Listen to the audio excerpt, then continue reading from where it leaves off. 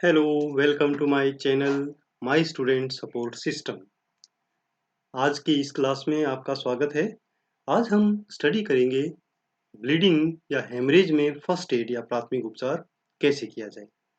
ये लेक्चर आप हिंदी में देख रहे हैं। यदि आप इसी को इंग्लिश में देखना चाहते हैं, इंग्लिश में स्टडी करना चाहते हैं, तो आप आई बटन पर क्लिक कर सकते हैं या डायरेक्टली आप इस चैनल को माय स्टूडेंट सपोर्ट सिस्टम को विजिट कर सकते हैं। फर्स्ट एड रक्तस्राव में पढ़ने से पहले हम जानेंगे कि रक्तस्राव क्या है, कैसे इसको डिफाइन किया जाता है। रक्तस्राव रक्त वाहिकाओं से निकलने वाले रक्त के रूप में परिभाषित किया जाता है। यदि समय पर रक्तस्राव को नियंत्रित ना किया जाए तो कभी-कभी मौत हो सकती है। रक्तस्राव में प्राथमिक चिकित्सा बहुत महत्वपूर्ण है क्योंकि हम लाइफ थ्रेटनिंग सिचुएशन को रोक सकते हैं। रक्तस्राव क्यों होता है, क्या कारण है इसके? रक्तस्राव के मुख्य 3 कारण होते हैं: आघात या चोट लगना, दुर्घटना से, चिकित्सा की स्थिति मतलब कुछ बीमारियां और दवाइयां। ये क्या है, इनको हम आगे एक-एक करके स्टडी करेंगे। जैसे पहला है चोट लगने से। चोट लगने से रक्तस्राव हो सकता है। चोटें उनकी गंभीरता के अनुसार अलग-अलग होती हैं। कुछ सामान्य प्रकार ये हैं, जैसे खरोंच लगना, एब्रेजन, आप यहाँ पर देख सकते हैं, ये थोड़ी सी जो खरोंच लगी हुई है। नील पड़ना या कंट्यूजन, ये सबक्यूटेनियस टिश्यू में ब्लीडिंग हो गई है।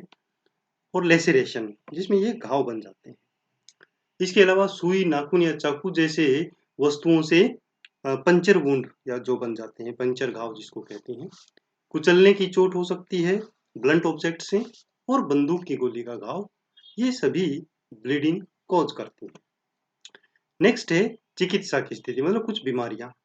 कुछ चिकित्सा स्थितियां या बीमारियां ऐसी हैं जो रक्तस्राव का कारण बन सकती हैं। ये जो ब्लीडिंग होती है, ये आघात की मात्रा में या चोट की मात्रा में कम देखी जाती है, पर होती है। रक्तस्राव का कारण बनने वाली प्रमुख बीमारियां हैं हीमोफीलिया, ल्यूकेमिया, लिवर डिजीजेस या जिगर के रोग, थ्रोम्बोसाइटोपिनिया तथा विटामिन के की कमी। इसके अलावा तीसरा कारण है कुछ दवाइयां। कुछ दवाएं भी रक्तस्राव की संभावना को बढ़ा सकती हैं या रक्तस्राव का कारण बन सकती हैं। रक्तस्राव के लिए जिम्मेदार दवाओं में एंटीकोएगुलेंट मेडिसिन होती हैं, जैसे aspirin, clopidogrel, dipyridamole, ticlopidine, warfarin, enoxaparin and heparin etcetera. अब है कि रक्तस्राव का वर्गीकरण कैसे हो सकता है, कितने टाइप का ब्लीडिंग हो सकती है। तो रक्तस्राव के वर्गीकरण हम 3 तरह से कर सकते हैं।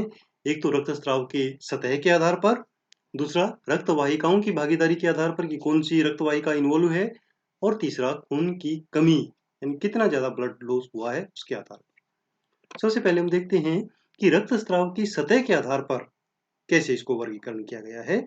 इसको 2 तरीके से वर्गीकृत कर सकते हैं इस आधार पर। एक तो आंतरिक रक्तस्राव या इंटरनल ब्लीडिंग, और दूसरा बाहरी रक्तस्राव या एक्सटर्नल ब्लीडिंग।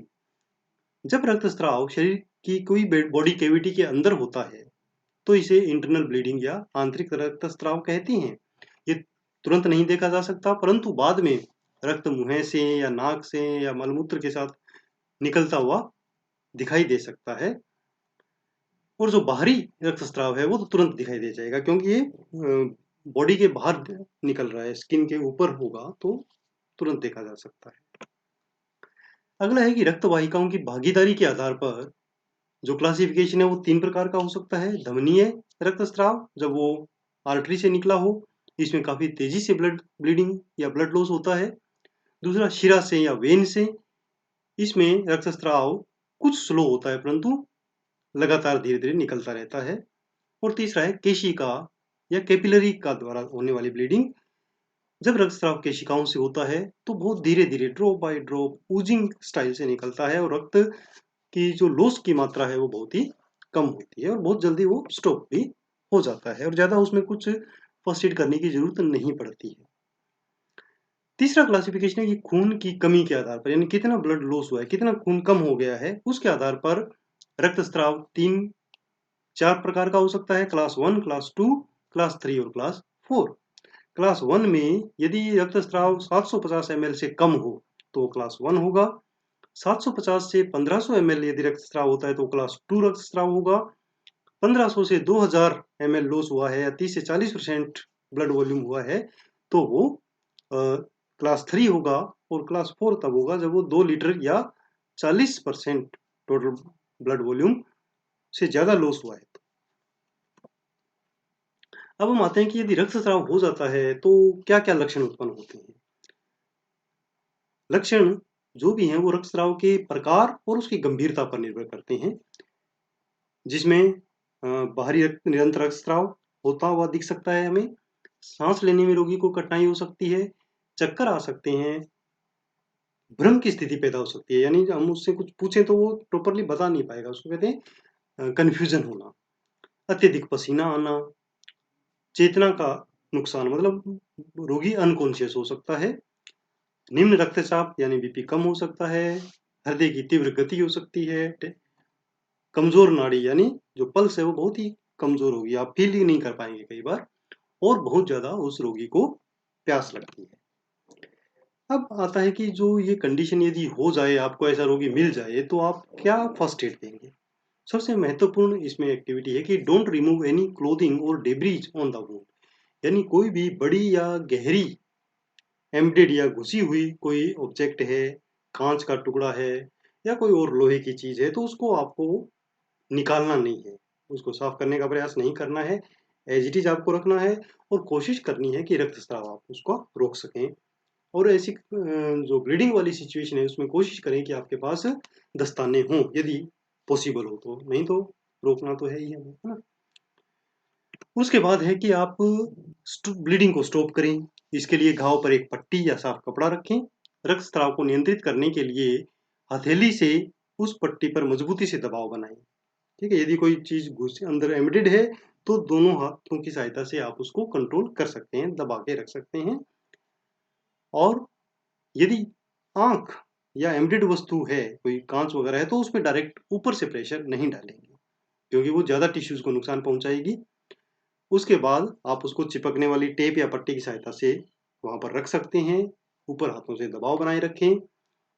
और यदि पॉसिबल हो तो मेडिकल हेल्प आने तक जो ब्लीडिंग होने वाला पार्ट है उसको हार्ट लेवल से ऊपर उठा के रखें। जैसे हाथ में चोट है तो हाथ को हार्ट लेवल से ऊपर, पैर में है तो फुट हैंड ऊपर करके रखेंगे। उसके बाद हम जो इंजर्ड क्लाइंट है उसको लेटने में हेल्प करेंगे और बॉडी की गर्मी को बनाए रखने के लिए उसको कंबल लपेटेंगे और उसे साइकोलॉजिकल सपोर्ट देंगे, रीएश्योर करेंगे कि हेल्प आ रही है और हम भी आपको बचा लेंगे। आप कुछ जो नॉलेज है वो हमें है फर्स्ट एड की, और बाकी हमने सहायता के लिए बुला लिया, एम्बुलेंस बुला ली है, आप चिंता ना करें। यदि डोंट रिमूव द गॉज और बैंडेज, यदि हमने ऊपर कोई पट्टी रखी है और उसमें से फिर रिसाव होके ब्लड आ रहा है तो उसको हटा के दूसरी नहीं लगाएंगे, उसी के ऊपर दूसरी लगाएंगे और उसके ऊपर प्रेशर डालेंगे। उसके बाद है टूर्निकेट। टूर्निकेट क्या होती है कि कोई भी उस जो जहां ब्लीडिंग हो रही है लिम्फ के ऊपर, उसे ऊपर उसको बांधना, ये टूर्निकेट कहलाता है। ये आप लगा सकते हैं, बट ये ध्यान रखने वाली बात है कि उसका नुकसान ना हो। आपको अच्छी तरह ट्रेंड होने चाहिए कि कैसे टूर्निकेट लगानी है, और जब मेडिकल हेल्प आ जाती है तो आप उनको बताएंगे कि टूर्निकेट बांधे हुए कितना टाइम हो गया है। ठीक है। उसके बाद है कि जो इंजर्ड बॉडी पार्ट है उसको कम से कम हिलाना है, जो भी पट्टी उसके ऊपर लगी हुई है उसको वैसे के वैसे रखेंगे, और उसी कंडीशन में एज अर्ली एज पॉसिबल रोगी को हम अस्पताल लेके जाएंगे या जो मेडिकल हेल्प आएगी तो उसको एम्बुलेंस में शिफ्ट करवाएंगे। उसके बाद है कि रक्तस्राव को हम रोकें, दो तरीके से रोक सकते हैं प्रेशर डाल के। एक तो प्रत्यक्ष यानी डायरेक्ट प्रेशर, और एक अप्रत्यक्ष यानी इनडायरेक्ट प्रेशर।